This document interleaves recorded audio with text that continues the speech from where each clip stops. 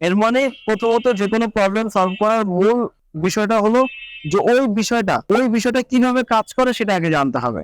দেন আমি ওইটার প্রবলেম গুলো সলভ করবো। আমি যদি জানি যে ওই এই ওয়েতে কাজ করে, তাহলে ওই এই ওয়েতে কাজ করছে না, তাহলে আমি এই ওয়েতে কেন কাজ করছে না, এই কারণে কাজ করছে না। তোমরা এই যে সাতক্ষীরা থেকে আসছে এত কষ্ট করে, তোমাদেরকে প্রত্যেকটা জিনিস কিন্তু আমি ওয়ান বাই ওয়ান শেখানোর চেষ্টা করেছি। আমি জানি একটা জিনিস চাইলে কিন্তু মানে পূর্ণাঙ্গভাবে শেখাতে গেলে অনেক সময়ের প্রয়োজন হয়।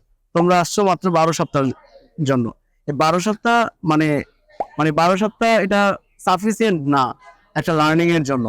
তারপর আমি চেষ্টা করবো ইনশাল্লাহ তোমাদেরকে পরবর্তীতে, যদি তোমরা কোথাও আটকে যাও, আমি কিছুদিন তোমাদেরকে হেল্প করব, কোথাও কাজে গিয়ে আটকে গেলে ওটা চেষ্টা করব। তবে এইটুকু মাথায় রাখতে হবে যে আমি যেটাই শিখি না কেন, যেভাবেই শিখি না কেন, আমার ওই জিনিসটা কিভাবে কাজ করে সেটা বোঝালে আমরা ইনশাল্লাহ আমরা আমাদের লক্ষ্যে পৌঁছাতে পারবো। আমাদের এই রেফ্রিজারেশন সেক্টরে আমরা আমাদের সাকসেস করতে পারবো ইনশাল্লাহ।